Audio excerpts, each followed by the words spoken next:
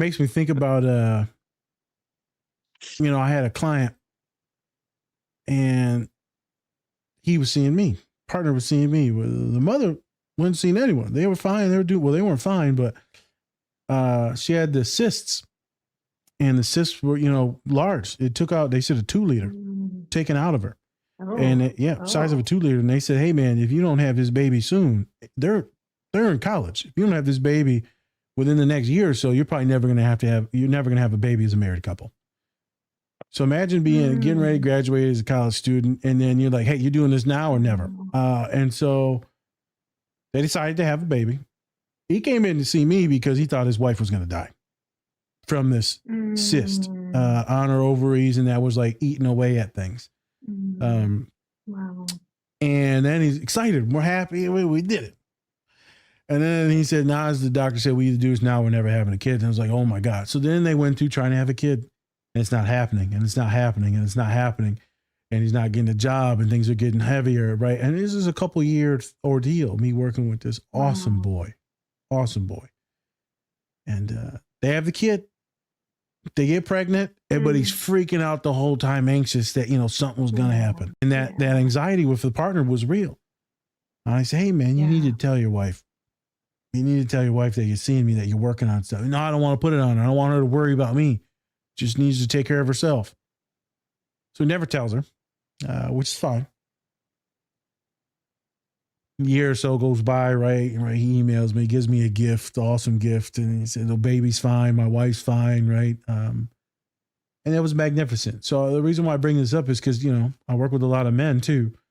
Not as high as rate as women that I work with, but I work with a lot of men. And it's traumatic for everyone, even the before birth. So one of my best friends, Spencer hates when I do it, Lil Mike.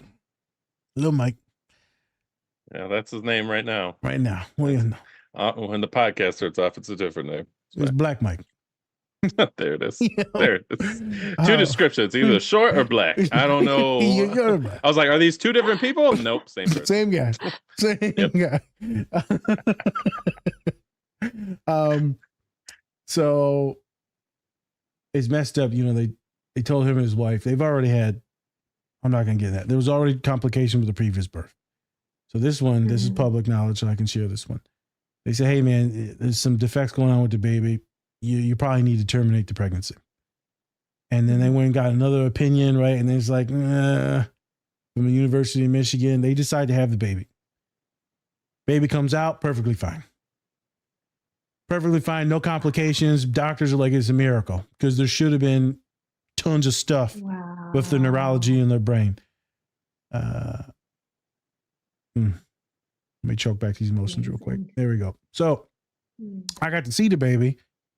Big old eyes, happy, smiling, right? It's magnificent.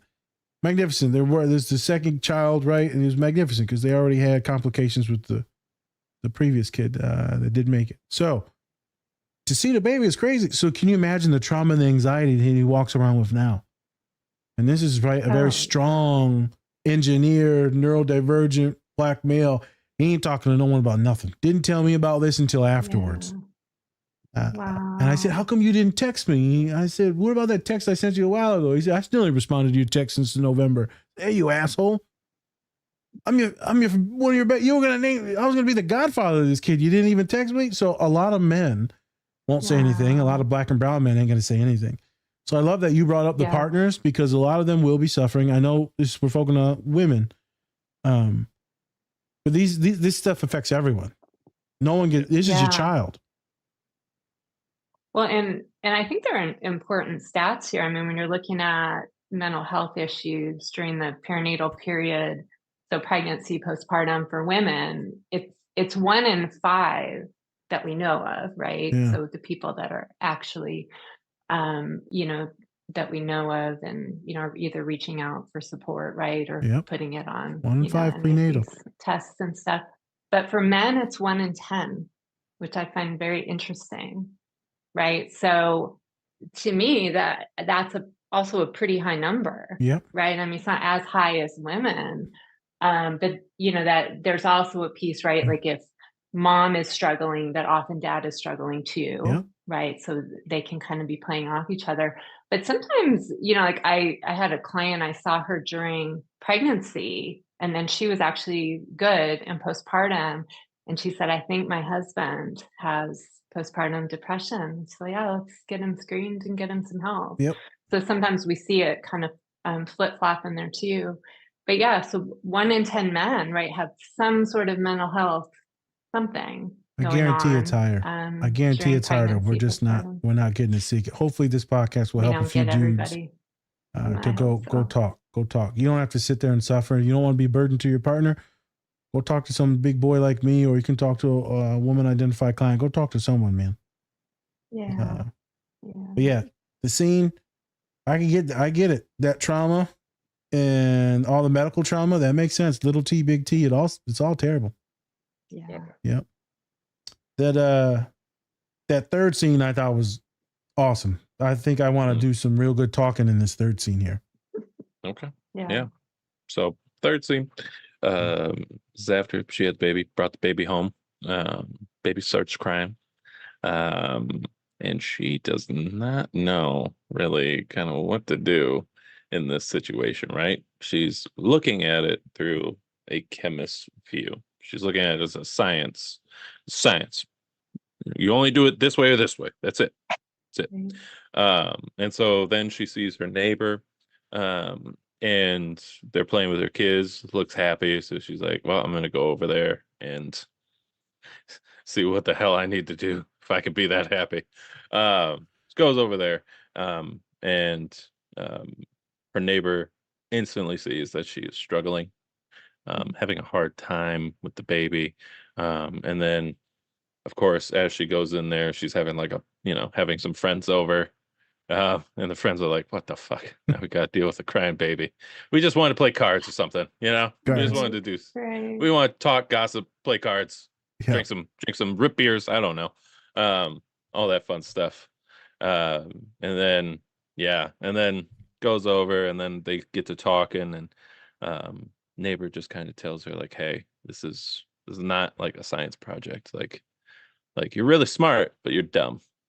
Which I feel like we've all met those people in our lives. So I'm that person. Hello. I know. Yeah, no. I looked right at you. I know. I got postpartum. He had a little potato. Just a little potato. I named him Babylon. I couldn't think of nothing. That's Babylon.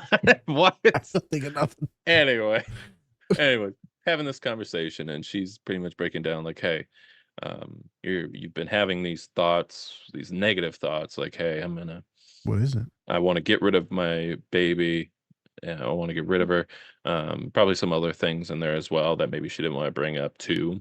And then, of course the neighbor kind of validates her feelings by going like, hey, everyone's kind of felt this way at least once or twice in their life. That's just how, okay. Yep. Bye, Winnie. Bye.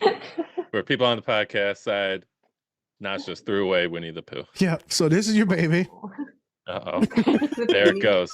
There it goes. Don't need that anymore. Every mother's dream right there. Happy Mother's Day. Oh my God. Happy Mother's Day. I decided to keep you, you son of a bitch. Oh my God. All right. Anyway, so in this scene, we're definitely seeing that postpartum, especially for the fact that she cannot really connect with her baby. She can't get it to stop crying. Also, can't get her to feed as well. There's two things that you just talked about being a part of like postpartum and just how it's affecting her, and it's affecting her mental health as well. She's really going down, and and I think the baby can also sense that as well, because with all that crying, I mean, even though babies, even like some animals also, they can feel your feelings. They can feel them, and then they kind of go off of that and go away. But what made you want to do this scene, and just kind of what are your thoughts on it? Yeah, I mean, I think it really beautifully showed, right, the heightened emotions, the intrusive thoughts being, really big one. I think we hear, again, when we talk about postpartum, we think about postpartum depression. And postpartum anxiety is also, tends to show up really frequently, and I don't think it's talked about as much. And really quick, like the statistics on intrusive thoughts during the postpartum period are that 93% of women have intrusive thoughts. Again, I always wonder about, like, where's the 7%? I don't know what's going on with them. Jesus. But well, I don't know. Maybe that's That's not it. That is not it. You sure? I don't know. That's not our I don't faith. know. 93%. That's so, like, wild. 93%. And I think what's interesting is we're looking at like a mother's distress level around it, right? Because if you have these intrusive thoughts, but you can kind of see it, and again, like those, some of these techniques we use as therapists, right? Like you just see it and you can kind of float it away on a cloud, like, okay, that's not a big deal. Like, I'm not gonna drop my baby or fall down the stairs with my baby, or but so often, like, a mom's distress level is high around the intrusive thoughts because we think it means something. Correct. So if I'm having these thoughts, it must mean I'm a bad mom. I don't care about my kid. I don't love my kid. I don't want to be a mom, right? And then we see these spirals that we so often see in anxiety, right? And so I think this scene is so beautiful, right? Because she's like, I'm doing all the structured things that I can be doing, and it's like, but what she really needed was the human connection, and for somebody to validate and normalize that we've all been there. Yep. And you're okay, and you're going to get through this. And that these thoughts, again, if we can just kind of float them away and not get too attached to them, we're going to bring down your distress level, and hopefully get you out of the anxiety cycle. So I just felt like it's so beautifully portrayed, like the anxiety that shows up like so often with depression in postpartum. It's like you can see both in that scene, like with the crying and kind of this disconnection with her baby. And then that probably brings us into the last scene. But let's stick here for a second. So I'm gonna pitch it over to autism, because I have this privilege to, because I have this privilege to work at one of the major universities in America, one of the best STEM and science related schools in America, let alone the world, is chemistry. A lot of neurodivergent, a lot of autistic people in chemistry. So you mean to tell me this is a book about chemists and they ain't autistic? So I'm just saying. I ain't met a chemist that hasn't been autistic yet. So, got him. Or a physicist. So I'm looking at this woman that's very specific and itemized. Maybe many of you would refute this and say she's just highly intelligent and maybe just likes things oriented in a certain way because she's so professional and successful that you have to be some type of obsessive compulsive.